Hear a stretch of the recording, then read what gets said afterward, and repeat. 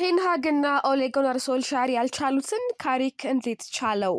እንደው ማንቸስተር ዩናይትድን ማንነት የመለሰ የማንቸስተርን ዲኤንኤ መልሶታል ማለት ይቻላል በከፊል።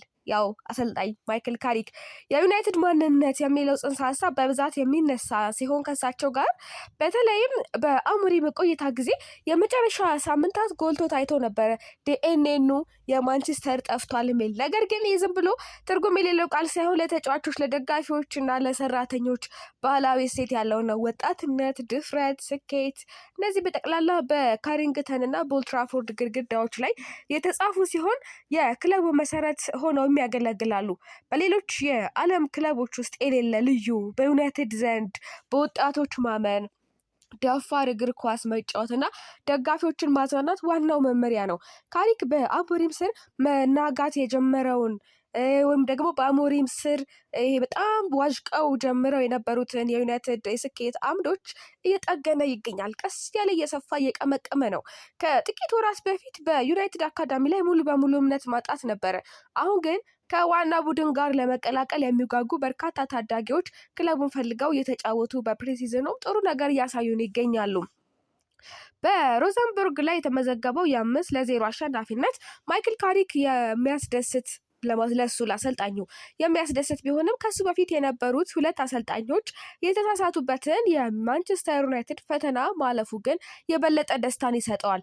5 የተለያዩ ግብ አስቆጣሪዎች ስማቸውን በግብ አስቆጣሪዎች ዝርዝር ላይ ባስመዘገቡበት በዚህ ጨዋታ ማንቸስተር ዩናይትድ ሮዘንበርግን 5-0 በማሸነፍ የመጀመሪያውን የቅድመ ውድድር ዘመን ድል ተቀዳጅቷል። የኖርዌዩ ክለብ የውድድር ዘመኑ መካከል ላይ ስለሚገኝ በስፖርታዊ ብቃት ፊትነስ በኩል የበላይነት ነበረው በትላንትናው ጨዋታ። ሆኖም የማይክል ካሪክ ቡድን ሙሉ በሙሉ ተቆጣጥሯቸዋል ማለት ይቻላል። ከሁሉም በላይ ደግሞ ጨዋታውን የተቆጣጠሩበት መንገድ ክለቡ በካሪክ ስር ለሚኖረው ተስፋ መልካም ማመላካች ነው። ማይክል ካሪክ ለማንቸስተር ዩናይትድ የአጨዋወት ዘይቤ ወሳኝ ነገር እየጨመረ ይገኛል። የካሪክ ውጤቶች በኦልትራፎርድ ለራሳቸው ይናገራሉ አይደለም። ነገር ግን ባለፈው ውድድር ዘመን እነዚያ ውጤቶች የተመዘገቡበት መንገድ ጥቂት ስጋቶችን ፈጥሮ ነበረ።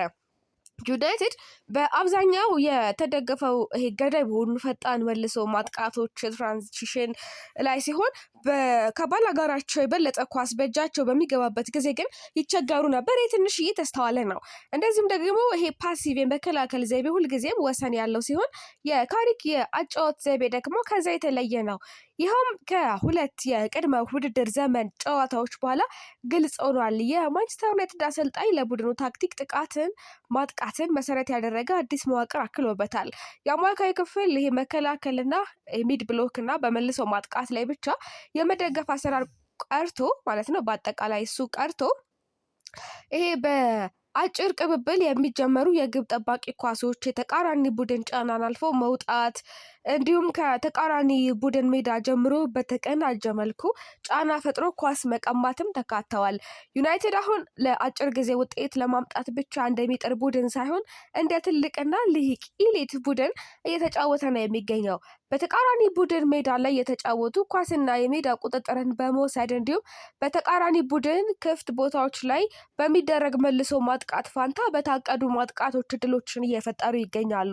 ካሪክ ይህንን አሰራር ወደ ዋናው የውድድር ዘመን ወስዶ ስኬታማ መሆን ከተወጣ ቀደምት አሰልጣኞቹ ያከሸፉበትን የማንቸስተር ዩናይትድ ፈተና ይወጣል። ኦሌ ጉናር ሶልሻየር እና ኤሪክ ቴንሃግ በዚህ ፈተና ላይ ወድቀዋል። የማንቸስተር ዩናይትድ አሰልጣኝ በኦልትራፎርድ በቀላል ያጨዋወት ዘይቤ ውጤት አምጥቶ በኋላ ግን አጨዋወቱን ለማሳደግና ለማሻሻል ሲሞክር ነገሮች ሲበላሹበት የመጀመሪያ ጊዜ አይደለም።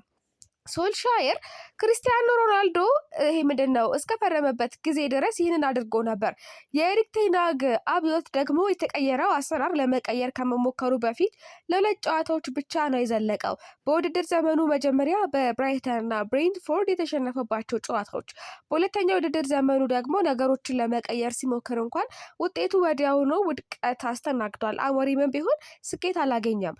ካሪክ ለ6 ወራት ያክል በአማካይ ሚድ ብሎክ ሲከላከል ከቆየ በኋላ ለማንቸስተር ዩናይትድ አጥቂና ተራማጅ አጨዋወት ዘይቤ እንዲከተል ማድረጉ በዚህ ክለብ ውስጥ የመጨረሻውን እንቅፋት እንዳለፈ ያሳያል።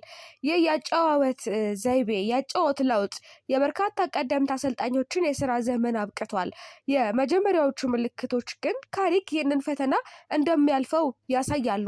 እንደገና በሚገባ ይሄንን ነገር በደንብ ይወጣዋል ብለው የሚያስቡበት ደረጃ ላይ የደረሰ ይመስለኛል። እና እናንተ በዚህ ረገድ ምን ታስባላችሁ? ካሪክ የጀመረው መንገድ ልጆቹን ወይም ደግሞ ታዳጊዎቹን ይዞ እየመጣበት ያለው መንገድ በእርግጠኝነት ክለባችንን በቀጣይ እንደው ወዴት እንደሚያመራው መጠቆሚያ አይሆንም ወይ የሚሉት ጉዳዮች ሊነሱ ይገባል። ከዚህ ጋር ተያይዘው በተለይ በጣም በተነሳሽነት ነበረ ነገሮችን ሲያከናውኑ የቆዩት። ቀደም ሲል በለቀኩላችሁ ቪዲዮ ላይ በትላንትናው ጨዋታ ተጫዋቾችን ማዛወር ከቻለ አማካይ ላይ ያዘዋውራል። ማይሆን ከሆነ ግን አማካይ ላይ ሜሰን ማውንትን ሊጠቀምበት የሚችል እድል ሰፊ ነው ብዬ ነበር። ያው በርካቶችም ያንን እያነሱት ስለሆነ ነው እና ሰሞኑን ወይም ደግሞ ድል በተሰጠባቸው እያንዳንዱ ጊዜያቶችም ጭምር ሳይቀር ማውንት ብቃቱን እያሳየ ይገኛል። አሁን ደግሞ የበለጠ በዚህ በአማካይ ዙሪያ ከቹአሚኒ ጋራ በተደጋጋሚ ክለባችንን ስሙ ሲነሳ ነበረ። እንደማይሆን እኔ በጣም ብዙ ዘገባዎችን ሰርቼ ነበር። በተለይ ደግሞ ሆዜ ከመጡ በኋላ መልቀቅ ከማይፈልጓቸው ተጫዋቾች መካከል ቹአሚኒ አንዱ ነው የሚል ዘገባ ወጣ። ታዲያ አሁንም ቢሆን ያንን ነገር ነው መሀል ላይ ደግሞ አይ ቹአሚኒ ሊለቅ ይችላል የሚሉ በጣም ተበራከቱ። እንደው ግን እንደ ስፔኑ ጋዜጣ ማርካ እንደሱ ከሆነ ዘገባው ትላንትና አመሻሽ ለወጡ የስፔን ክለብን የሚመለከቱ ጉዳዮችን ካያችሁ የስፔኑ ክለብ ሪያል ማድሪድ ይህንን ስፔናዊ ተከላካይ አማካይ ሮድሪን ለማስፈረም እንቅስቃሴ መጀመሩ ከተሰማ በኋላ ነው የቹአሚኒ እንደው ጉዳይ እየተነሳ የነበረው። ዞሮ ዞሮ ግን ፈረንሳይ አማካይ ኦርሊያን ቹአሚኒ ምናልባትም የዝውውር ከተፈጸመ የሚለቅበት እድል ይኖራል በሚል ነው እንደገና ጉዳዩ መምጣቱ። ነገር ግን ይሄ ከእውነታ የራቀ ነው። ቹአሚኒ በማድሪድ ለተጨማሪ 5 ዓመታት የሚያቆየውን ኮንትራት ለመፈረም ከስምምነት ላይ ደርሰዋል ይለናል እንዳልኳችሁ የስፔኑ ጋዜጣ ማርካ። ቹአሚኒ በማድሪድ ለተጨማሪ 5 ዓመት የሚያቆየውን ኮንትራት ለመፈረም እንግዲህ እቅድ ይዟል። ስለዚህ ክለቡን የመልቀቅ ምንም አይነት ሀሳብ እንደሌለው ነው ዘገባው የሚጠቁመው። በተጨማሪ የማንቸስተር ዩናይትድ አመራሮች ለተጫዋቹ በማድሪድ አሁን በአዲሱ ኮንትራቱ በአመት የሚያገኘውን 13 ሚሊዮን ፓውንድ መክፈል አይፈልጉም። ሪያል ማድሪድ የሮድሪን ዝውውር ይጨርሳል ተብሎ የሚጠበቅ ሲሆን በመሀል ክፍሉም የሚኖረው አማራጭ ወደ 9 ተጫዋቾች ያሰፋል። በተጨማሪም በማድሪድ ቤት ከሚገኙ አማካዮች ለገበያ ያወጣል ተብሎ የተገመተው ተጫዋች ካማቪንጋ ነው የተባለ የሚገኘው። ማድሪድ በአሁኑ ወቅት በመሀል ክፍሉ በርናንዶ ሲልቫ፣ ቹአሚኒን፣ ቫልቬርዴን፣ አርዳ ጉለር፣ ካማቪንጋ እና ማስታወቱ ነው እንደዚህ አይነት ቤሊንግሃም እና ብራሂም ዲያዝን ይዟል እና ማድሪድ ከነዚህ አማራጮች ላይ ሮድሪን ከጨመረ የግድ አንድ አማካይ ይለቃል ተብሎ ተገልጸዋል። እስካሁን ባለ መረጃ መሰረት ግን የሮድሪ ዝውውር ቢጠናቀቅም ቹአሚኒ የሚለቅ ተጫዋች አለመሆኑ ነው ግልጽ የተደረገ የሚገኘው።